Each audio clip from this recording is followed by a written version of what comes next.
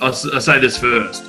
You don't have to be a pro rugby player. Rugby is like such a good way to just learn about life. That's one thing that I'd say to any young kid coming through. Be willing to make sacrifices.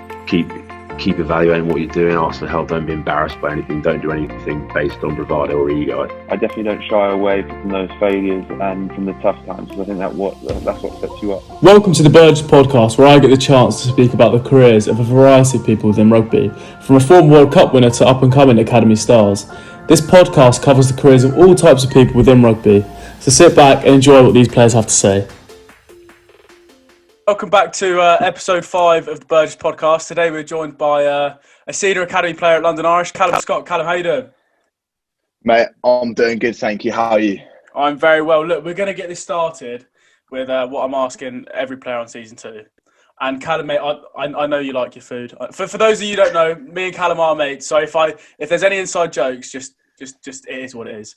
Calum, what is your go-to cheat meal? Mate, I'd probably say there's two very solid. There's two that I'd have to pick from. Either like a proper doner kebab, or like a proper Chinese takeaway. No, sorry, not Chinese, curry. What, as in Indian? I think, actually, no, I've got to go. I think, doner, a proper doner. Mate, I think there's definitely a time and place for a doner kebab. If you're on a night out and you just stumbled across serious recovery meal. stumbled across a van, you're like, oh, this can't be ignored. And but mate, I think a doner's a good shout. I mean, it's weird meat though, isn't it? What even is doner? I don't know. I don't know. Probably some cheap processed meat. God knows what's in it, but it does bang. It's perfect. So, cheap meal aside, let's talk rugby. How did rugby come into your life? How did you get into rugby? So rugby in my life was very leaded from my dad. So my dad, my dad played a lot. He played professionally. So kind of ever since I was probably born, I think he was very much aiming to have a son who played rugby. Mission Mbappe, basically. But with rugby. Pretty much, yeah. Yeah. So your first club, so you joined Tadley first, am I right in saying? So why was Tadley your first club? Was it local? So yeah, Tad just down the road, mate. It was just a case of starting a bit of local rugby really at a young age. 100%. Players, like some touch rugby, like running around just chucking a ball about really. Exactly. And how did you find just kind of time at Tadley? Obviously you were young, so it's not really going to be something that you're going to go, oh yeah, I trained really hard here. But what are your memories of your time at Tadley? And obviously you mentioned you left at some point. Maybe elaborate on that a little bit. So when I first joined Tadley, I absolutely hated rugby. I hated playing rugby. I don't know what it was, but I hated it. And I was begging my parents for me to quit. So I did I think a couple years at quite a young age. And then I just stopped for a year. And I just, there was something about it that I just didn't like. So but were you playing that at tag rugby? Was that because it was tag rugby maybe? Yes, mate. Well, I'm not sure what it was, but I was not a fan of those Sunday sessions. No. It just didn't stick with me at the start. So I took a year out from it, kind of just I was so young, I probably was playing football or something. Mate, I feel like every kid at first I want to play football because that's what's on TV. Do you know what I mean? People are going to play what's on TV. Yeah. Press. But then you joined, like you said you took a year out, so you rejoined. Why did you rejoin and all of a sudden got this burst of, you know what, why am I actually going to give this another go? I think it was a case of dad just kind of parents talked me back into it a bit. I was kind of do you know what? I'll give it another shot. And I am pretty certain that you're glad now that you went back at that point. Whether you wanted to or not, I think it was a good decision. It's worked out in the end.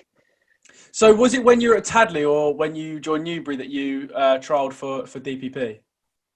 So I was still at Tadley.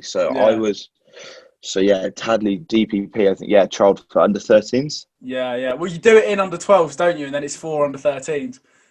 Yeah, exactly. I remember it so clearly. It was at Maidenhead. It was at Maidenhead, on the back pitches, Yeah, and there was we had 3 games to just kind of give everything you got, and then there was that wasn't there one trial after that as well? Yeah. Well, there was that trial session at Maidenhead with the boys that were selected.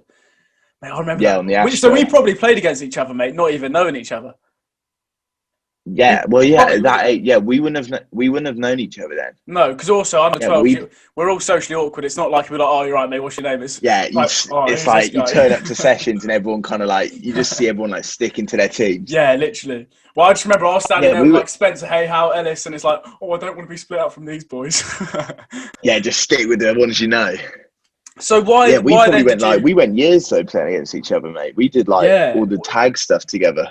See, that's the thing. Like I wouldn't have actually thought about that, but we would have done. But I can't actually remember we used to take the mick out of Tadley just because of your shirts.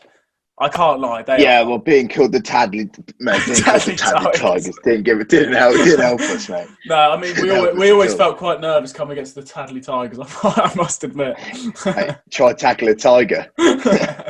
Rather not. So then obviously you were in the DPP, and a year later you got dropped.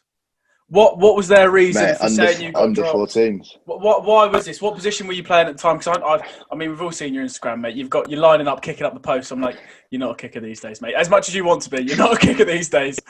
Yeah, way more scrums now. But yeah, so I think back then I had kind of committed to back row. So I played like all of Tadley from like up to under 13s, like centre. Yeah. It was either centre or fullback for years. And then going into the trials, I think I was made by coaches to go to flanker. So, yeah, flanker, and then trialled for under 14s again because we all had to retrial. Yeah. And, just didn't make the cut that year. I think it was to do with more my kind of like tackle technique. It was a lot to do with kind of my tackling. But you say that, and I really struggle to believe that's a very good excuse at DPP. Because if you think about it, mate, how often did we do tackling? I can't recall. We did. I don't think I've ever done so many sessions of just touch rugby. But that's what I'm saying. Because you remember Archie MacArthur? So he got dropped from Irish DPP at the same point. And they said it's because his left hand wasn't good enough. And I'm like, I'm sorry. Like, that's just not true. Like, it wasn't true that there's people who genuinely couldn't pass at DPP. Archie was. Well, we both saw it, mate. Like, over the years, isn't it? You just had them athletic developed kids that weren't actually. I mean, I say that I'm literally one of them. I was like, I haven't grown. I haven't grown since then. But like, do you know what I mean? They just pick the athletic kids and that they can work on. So I just feel like them excuses were rubbish. Like, mate, tackle technique. Yeah, I think it was down. Yeah, I think it was down to tackle technique, and it may have been probably like. It's probably something to do with like fitness or something, or like passing. They probably chuck that in somewhere. But I'll be honest, that like being dropped under 14s is like the best thing that could have ever happened to me. Why would you say that? So, just because like I was like it was one of those moments where it was like, I could probably miss out here now. Yeah. And like I went through quite a big summer that year because like a month before going back to school, like, I was asked to join Pangbourne. Yeah. And like going from like being dropped from DPP, like working really hard through summer and then getting the opportunity to go to Pangbourne and then like played some good rugby there. I think that kind of all drove me to kind of get back in under 15s. Yeah, definitely. And you speak about that, and like the private school system with rugby it is brilliant. Like, we're both fortunate that we've been able to experience it. Many don't, and like it's the closest. I think it's the closest thing to being a professional rugby player without being a professional, because you've got the S&C side of things, you've got the daily. Yeah. How do you feel your time at Pangbourne rugby-wise has impacted your development? And it may not even be on the pitch, like off the pitch with like resilience, teamwork, leadership, all that kind of stuff. Yeah, well, like, I feel Pangbourne has like, especially like resilience, like you said. So we went, like, do you know what? We had quite a good team for our age, but we just never got the results. And do you know, like I was lucky enough to be given captain like third form, fourth form, fifth form, and like going through those years. And when you're losing a lot, do you know what? It does, like, it bugs you as a captain. It does bug you, and it's that kind of resilience to just kind of keep going week in, week out. And I feel those what I think's helped my development is sometimes those games were tough with that team. But that's made me a better player. And 100%. And I think the other challenge that we would have both shared, because I was captain of Shiplake at the same time in them younger years. Also, a big challenge at that point is you've got boys that don't actually want to be playing rugby. Like you've got the select few that are like, oh yeah, I really want to focus. Then you've got the boys that are just there to piss about, but they're quite good just naturally because they're athletic. And that's a real challenge as a Yeah. captain. You're training Monday nights at DPP. You're training during the week, and you really want to get better. And then you've got these like people just slowing you down. And it's how you react to that as a captain is like, how do you manage them kind of people? And it's at that age, well, like, age is hard. Yeah, like, you know, like you said, mate, like kind of school rugby, your team's mixed between like your boys who are like good rugby players, they play club rugby. And then you've got the boys who are kind of there for a laugh and like part of the team and like your mates and everything. So like, I feel it's just, to be honest, I've always experienced at Pangbourne, once like the rugby starts, you know what, everyone's actually like really serious about it in the game. Yeah, like, I mean, there's like I said, like, I think it's, I wouldn't want it any other way than I did have it. Apart from coming to Shiplake, but yeah, that's the only way you would have changed mate, it. Wouldn't drop my standards that low, mate. Don't be silly. I'm pretty sure we beat you, mate, on that Wednesday night lights. I don't remember, mate. And also, our fans are louder than you at your own back garden. Mate, I'm pretty sure last year you didn't even score a try against us. Oh, mate, I was retired at that point. That's my excuse. I played 10 that Boots were hung up. Yeah, I was retired. Really? I did. Yeah, it has. Did you play? Mate, yeah. What, in the Wednesday night lights? No. Yeah, you were injured, weren't you? Yeah. See, tactical, yeah, I did my ankle. One of those many injuries.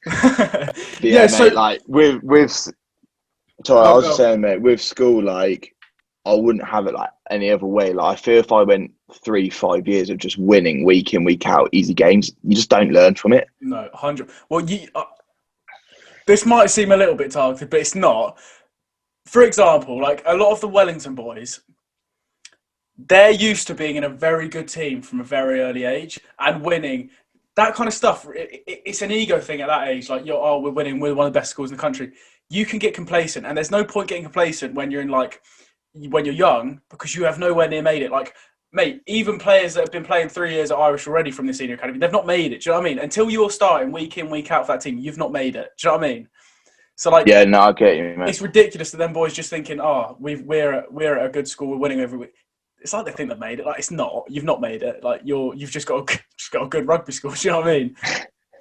Yeah, like, to be fair, like, fair plays, and they do put out a good squad at those schools. But like, you'll know from like just being at Shiplake, like 1 week we could go out and we could just play like a quality game, and next week we just don't turn up. Yeah, 100%. And it's like, and that's just like games like that, which I feel like when you've got to go like 60, 70 minutes of just pure defending, that's what like. Also, as a captain, I feel like sometimes I used to feel part responsible for that, because like, how come I got the boys up for this game, but I haven't been able to get them up for this game, and it bugs you, and all of a sudden you get bored, over frustrated, you're over aroused, and then you're playing rubbish as well.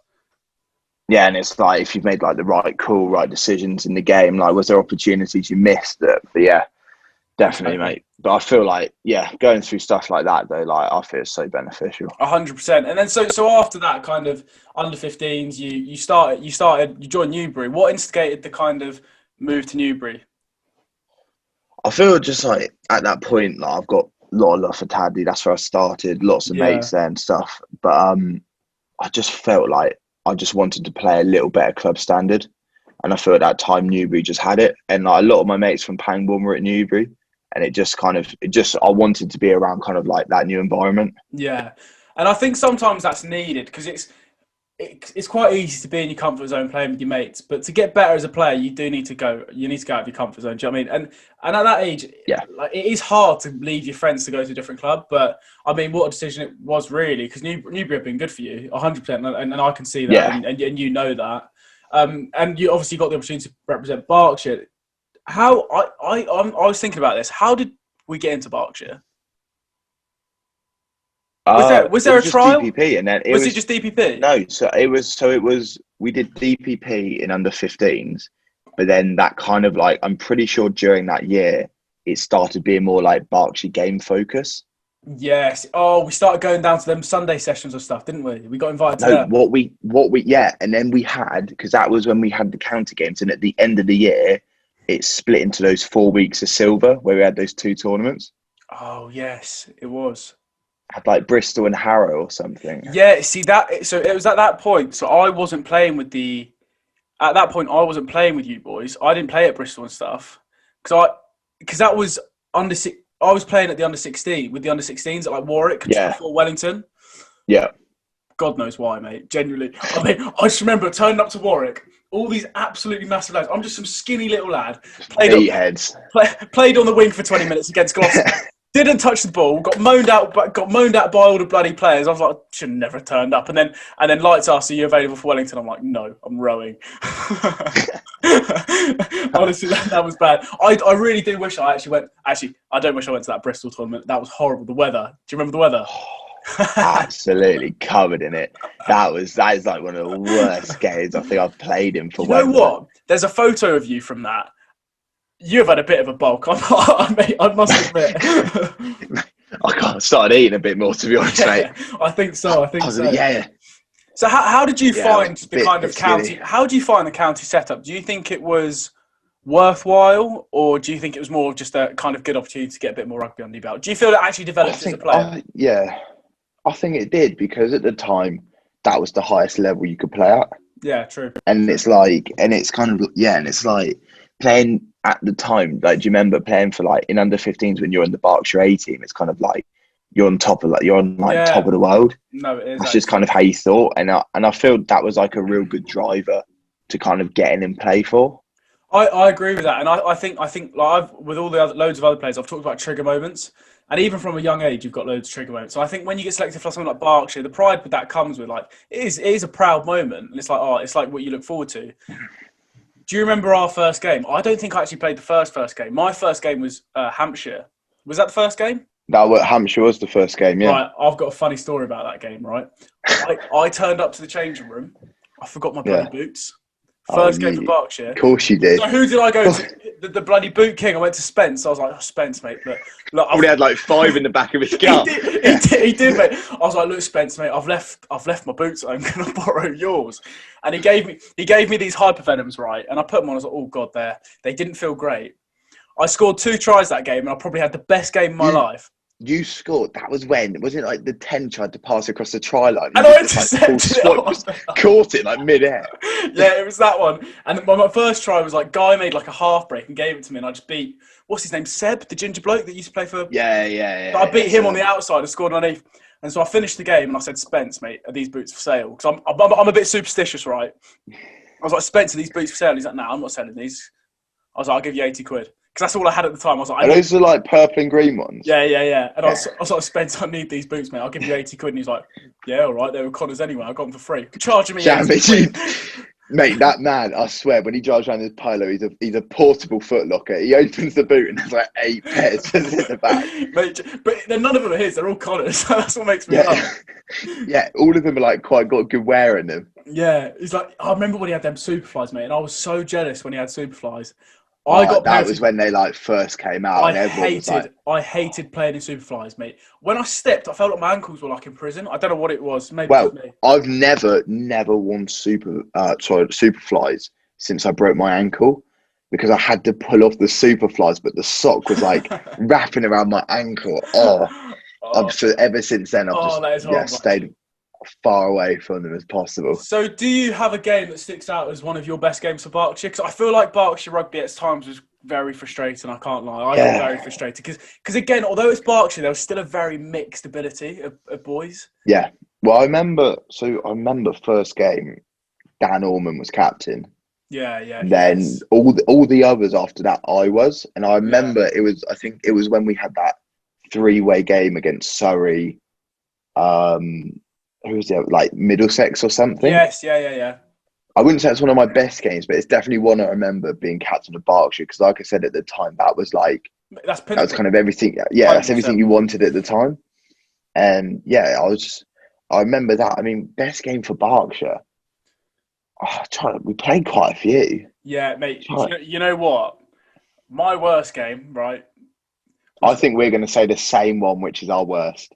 I don't know because mine was that when we went down to that Bath, that like Wiltshire team. Dorset and Wills. Yeah. That's my worst game. They were absolutely massive. They were bloody massive farmers, mate. Technically, they couldn't pass the ball at all. Yet they just loved the contact. We got absolutely pummeled, mate. And even worse, that was my last ever bloody game of rugby. Mate, sad. That is a sad day. But do you know what it was? So I had 3 concussions previously. No, 4 concussions before that game. I remember when this like your first game back. Yeah, first game back after like recovering. I think I still remember the incident. If I'm right, was it? It was on the touchline. You went to tackle him, and his knee, mate. Well, no, so that was the first one. That was down in the bottom right-hand corner of the pitch. Yeah. I got a knee to the head, and I got up, and the physio came over and looked at me, and I was like, "No, I'm fine. Let me carry on."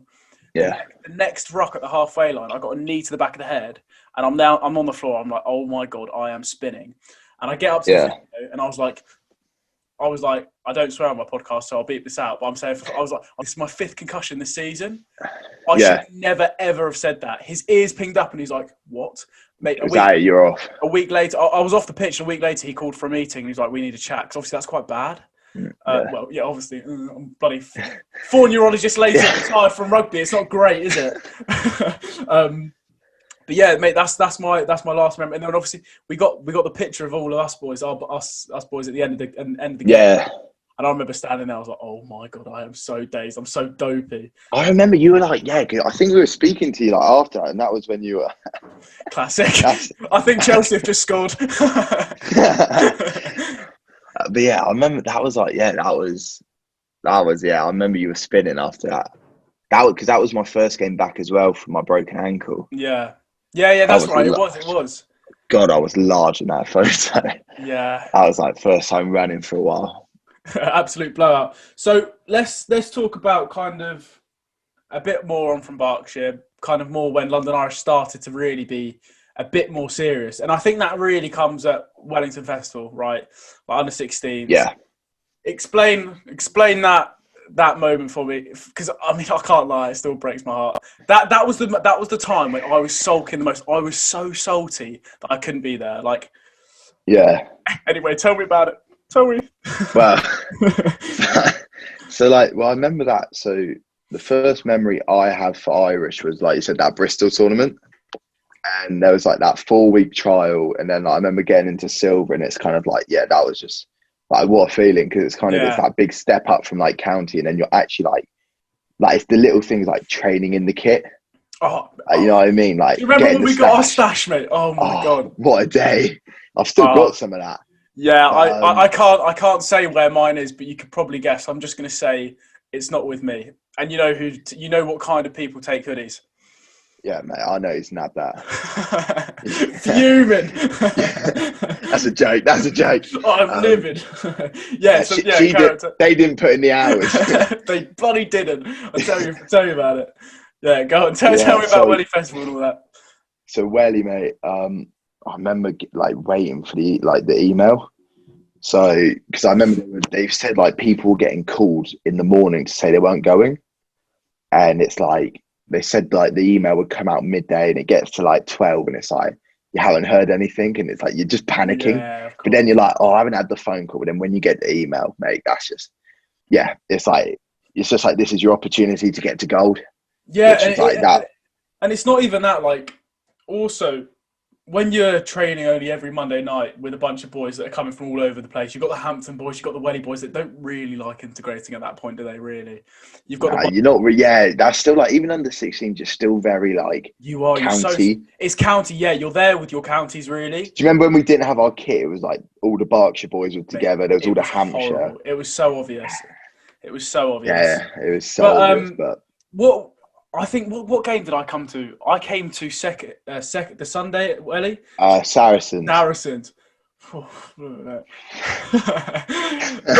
so yeah, well, the one thing I remember from Welly, and this is like another thing that's kind of I'm happy it happened and changed my rugby.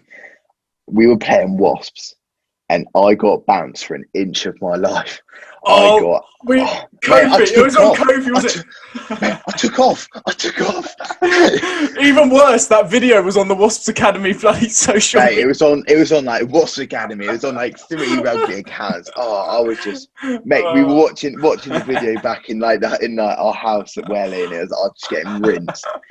And it was like that is quality. Like ever since then, I was like, it's not happening again. It's not happening yet. But like. That took a while to die down as well, actually, because it was like you would have had the banter at Welly, and then it all came on social media. I'm like, I mean, I'm a little keyboard warrior at this point. I'm not on the pitch, but I'm like, I can, mate. Make your tackles. Yeah, I've been bounced out 300 times.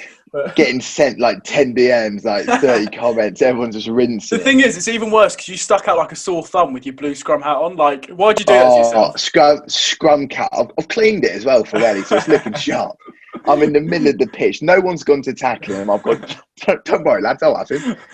Oh my arse. Why did you do that?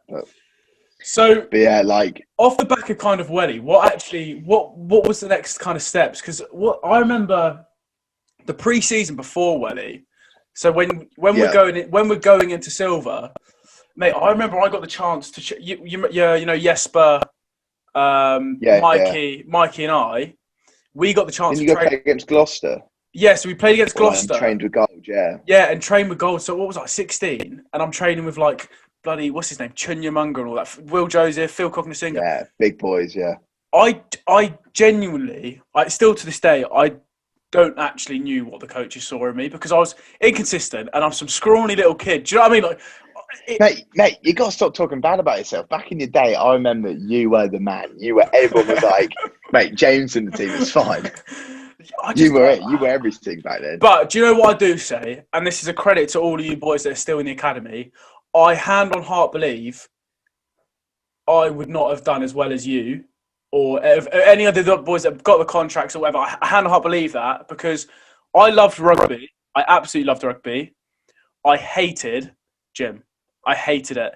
And there is no way, even with the incentive of professional rugby, I wouldn't have gymmed as much as you gym. Like, you've got to be kind of obsessed, which you probably are. Like, I can't do it. I could not have done it. It's the scheduling. Like, you've got, like, it's kind of little, like, it bugs me now if I miss a session, type stuff like that. 100%. It's kind of, it gets to a point where you kind of go through stages, like, from under 16, like, from under 16, like silver, that's when you start getting the bug. Yeah. And it's kind of from that stage, you gym like so much because you just want to get big. And I remember playing. Go on, carry on. No, I was saying, like, I remember playing against like other academies, and you come against like some meathead, and it's like, well, I just want to be the same size as you so I can compete.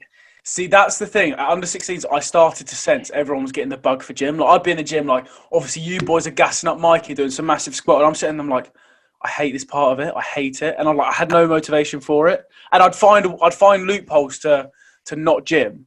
And I kid you not, that's why I'm never ever going to sit here saying I could have made it, because I know deep down, if I was honest with myself, I never would have, because I don't actually think I had that passion for the overall game. Do you think though, like, if you didn't have the concussion and everything, and you kind of had that like drive on the pitch, that maybe like if they were kind of, you were performing, getting the opportunities, do you think you would have maybe have then got it? Look, maybe, but I can't ever say I would. So that's what, like, you know them kind of people in the pub that are like, oh yeah, I trialled for Chelsea back in my day, didn't quite make it. Could have been you couldn't have been a pro, otherwise you would be a pro, mate. Jamie Vardy's a prime example of that, and that will carry over to rugby.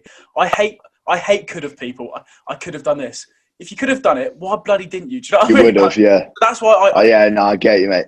And also, I as much as I sulked for 6 months, right, after rugby, I think it's, like, personally, on a personal level, it's been good for me not playing rugby. Like, mate, I wouldn't have done these podcasts, I wouldn't have coached, and do you know what I mean? And little stuff like that, that's better suited to me as a person now than watching you boys going out on Sundays and going Wednesdays, Mondays training. I couldn't see myself doing it. Yeah, but like, to be honest, mate, like what you've done with the coaching, everything, that's quality, and like the podcast and everything. I definitely, like you said, like this is you. This is a bit. It is, mate. It is me. And the only thing I'm disappointed with is you've made the wrong career choice. Really, like mate, I don't know what you're on about. I've already told Irish I'm going to commit to James Burgess coaching. You've decided to go off and play pro rugby instead of coaching with me. I mean, look, I'm not going to argue. I'm not angry. I'm just disappointed. Really, that's all I'm going to say. So obviously, I didn't mean to cause any emotional problems. It's what you've done to me, man. But obviously, you speak about the time of Welly. How did you find out that you've got a place in gold or whatever? How did that all come about? So like, again, that was like another case of I think it was people being told like a few days after Welly. And I kind of remember like slowly hearing from boys there being like, oh yeah, lads, I've got dropped in this. And it's like, you're kind of like, you're so on edge because you don't know if you'll get that email. And then I think it was yeah, you just get an email that says like, congratulations, you'll be in gold next year. And like, that's just, yeah. Mate, what a feeling that is. What a feeling, but it's also like you talk about the pressure, because at that moment it's ride or die, really, isn't it? Like at that point, you've invested so much in trying to get to that next step. Like if you don't, it's almost what do you do? I mean, we see it in the news now, like more in football though. Like players will be obsessed with the academy. They'll be in the academy to under-18s. They'll get dropped, and then they're like, "I have nothing." And it's sad but true. Yeah.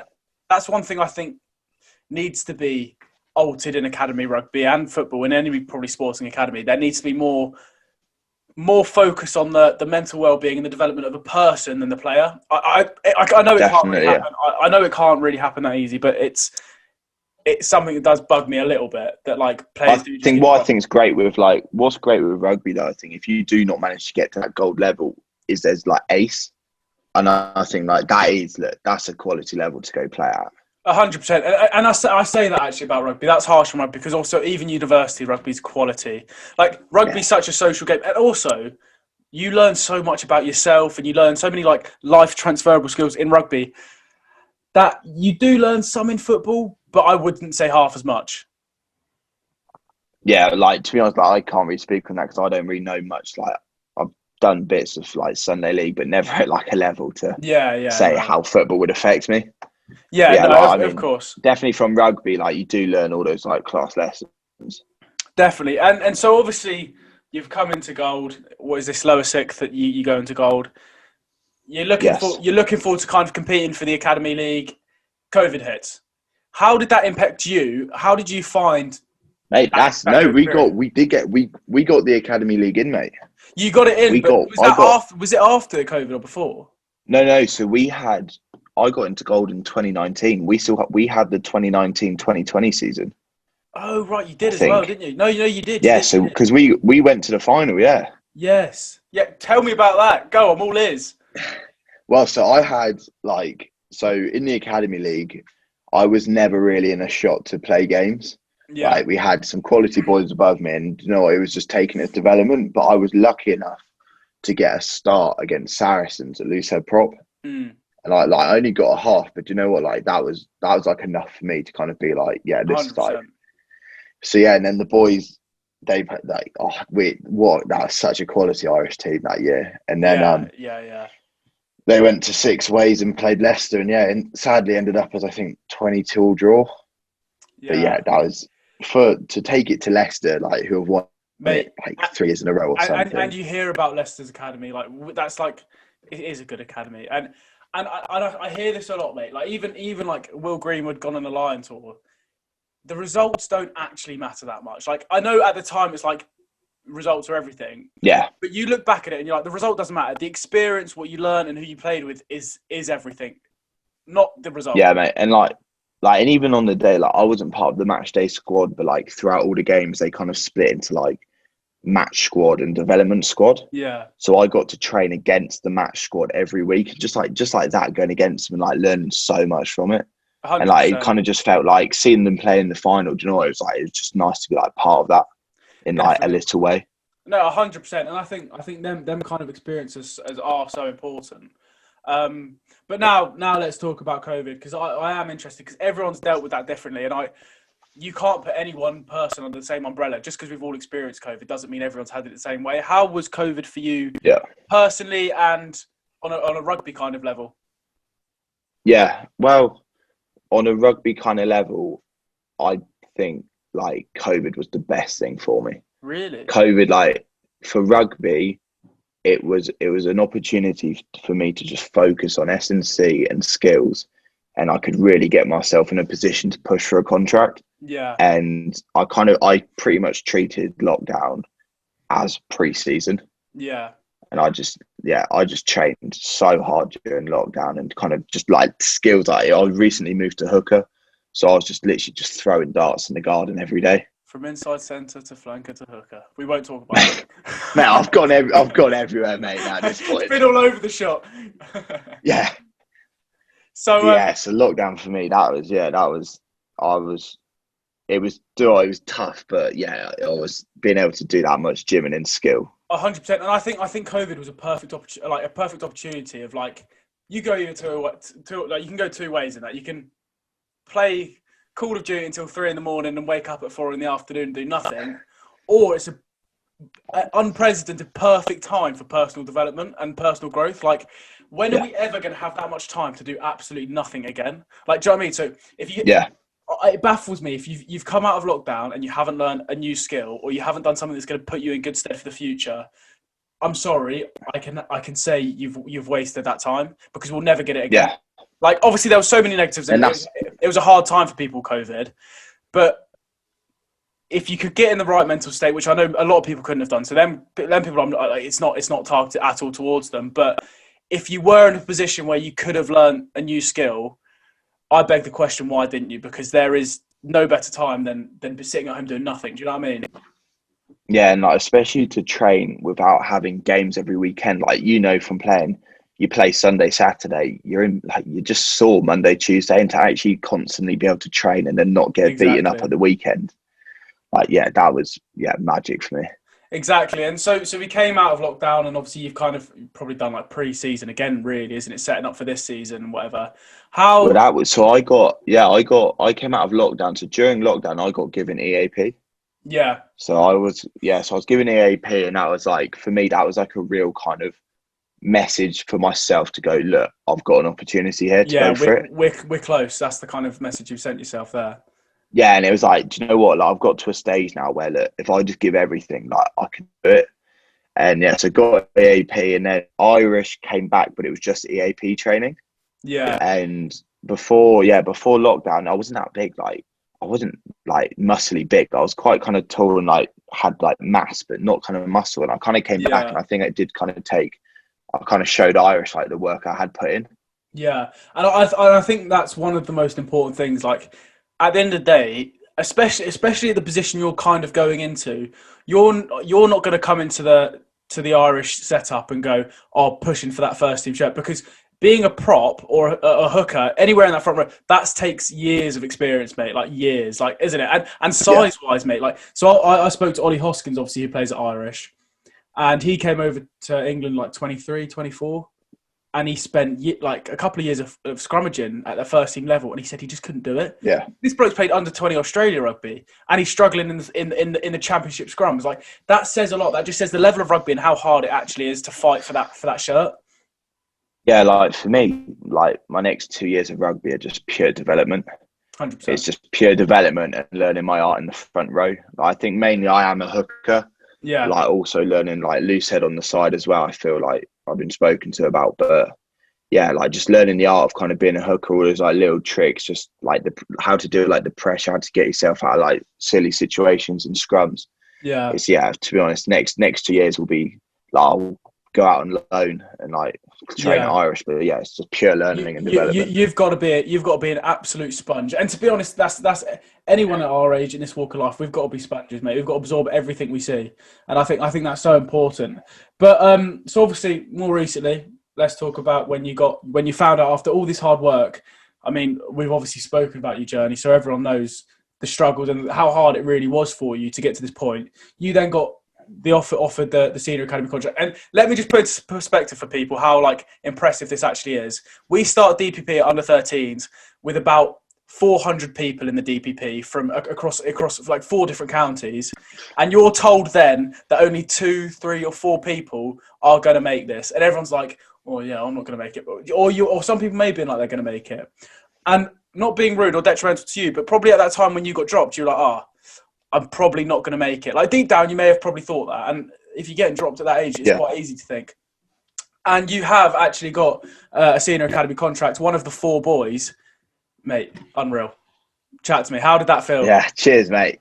Mate, just, like the day I'll remember for a long, long time. It was special. Like, I had my mum and dad there, and it was kind of, when it kind of hit that I was told I kind of had it, it's like, you start thinking of kind of all those, like, all the years you kind of like, it's just worth it, that hard work. 100%. And mate, and like, even as a friend, like having the chance to play with you and like genuinely knowing, like, I mean, a lot of people will be able to tell from this the hard work you put in, but me knowing you on a more personal level, I know it firsthand, and it's almost something, like I say, I don't think I could have put that much work in. Mate, I'm probably a little bit jealous that you have that within you, but at the same time, mate, I don't think anyone more could have deserved it, if you know what I mean, out of the people I've kind of played with. Obviously, Spencer, fingers crossed. I mean, I don't know what's happening with all of that, but Spencer's another one that has worked bloody hard.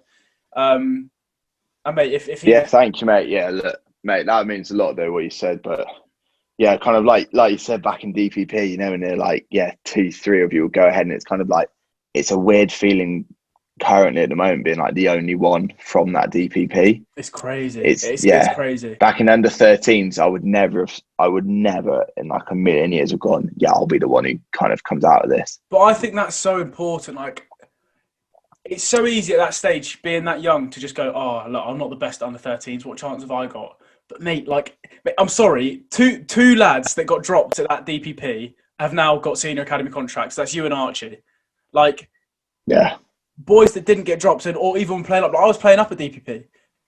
So I promise you, I highly doubt I'd have got a contract. And that just shows, like, just if you're not at the top of that age, it genuinely doesn't matter. Work bloody hard, and you can get it.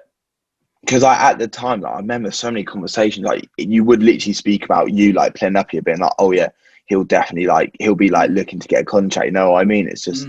But I think it's like crazy. Especially like about talking about like Archie as well. Like we were both dropped that same year, and it's kind of. Like, yeah. So let's talk about your kind of next steps. What are your personal goals and aspirations, if you want to share them? Because I know a lot of people don't actually want to share their goals and aspirations, keep them to themselves. If you do, that's fine. But what are your kind of goals now within rugby? What are you aiming towards? Are you dreaming big? What are the long-term goals? Yeah. So like the way I kind of work, mate, is like with goals and stuff. Of course, everyone has big goals of like playing for England, like being a Lion, and like, you know what I mean. That was a key part. England, not Scotland. Who knows?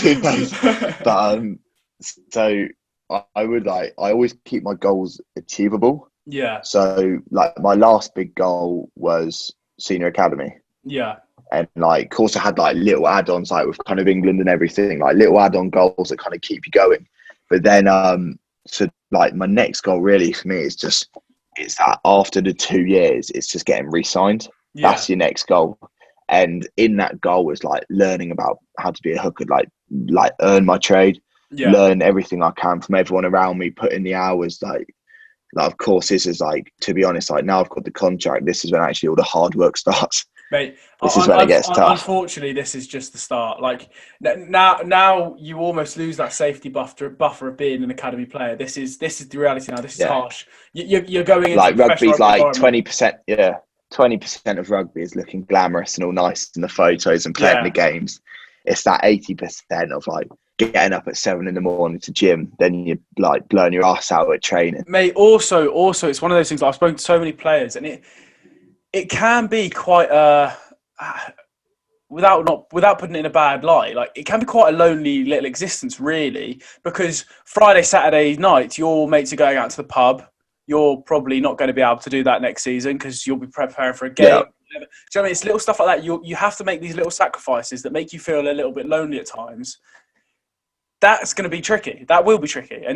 But it's what. Yeah, and like people. It sounds so small, like being like, oh yeah, like sorry James, I can't like see you on like Friday night, like little. But like it's kind of like, of course, in the back of your head, it's like, yeah, I'm missing out. But then you've got to think in a bigger picture. Like me not going out tonight in 4 years' time could mean me starting for Irish. 100%. Because it does only take, if you're starting for Irish on a Saturday and you've gone out on a Friday and you play bad on Saturday, that could define a lot. Rugby's a harsh little line, isn't it, really? Yeah. Like if you can have one bad game. And I've got myself now into such a kind of mindset that actually, do you know what? I would, any day of the week now, rather go gym and train than go out on a night out. Like I love my mates, I love seeing them, but I'm just so kind of forward thinking with taking this opportunity that I'm just not going to waste it, mate. And I highly doubt you're going to waste it. And even if there's no contract at the end of 2 years, you're in good stead. I can assure you of that. Right, final question that I ask everyone: if you could give one piece of advice to kind of young aspiring rugby players, what would it be? My advice would be kind of, if you ever get kind of dropped or like given that kind of bad news or something happens, it's a low blow. Do you know what? Like, it's not the end of the world. You just got to, like, it's just another opportunity for you to grow as a player, take the next opportunity, move on, become a better player. 100%. I think that's so important. Obviously, there's a real. I mean, in like today's society, there's such a fear of failure. Genuinely, there is nothing better than failure. Like if you're failing, mate, you don't learn if you don't fail. Exactly. And if you're failing, you're winning. I can assure you, because you're going to learn from it. If you just swing through life just doing well, you're not actually going to go that far, because you don't learn. Do you know what I mean? You just get comfortable and never be comfortable. I don't ever want to be comfortable. Always got to keep pushing yourself further. And you're going to be pushing yourself in front of all these players at Irish next season, which is going to be crazy for you. Yeah, definitely. Like, mate, kind of, it's just pushing yourself to the max. Like we said back in under 14s. You know what? I would have never have said I'd be in this position I am today. So it's 100%. Just put in the hard work. It's like hard work is always worth it at the end of the day. Definitely, and mate, it's a genuine absolute credit to you. And I couldn't have happened to a better person, really. And it's been a pleasure to talk to you. Thank you, mate. I think the best thing about this podcast is I think it's going to be relatable to a lot of young players. Obviously, when I'm speaking to the big professionals, like, it's not always that relatable, and I feel like this is a very relatable scenario. So, mate, it's been an absolute pleasure to have you on the podcast, and fingers crossed. Mate, thank you for having me on, though. Absolute thank you for having me on, mate. It's been an absolute pleasure, yeah.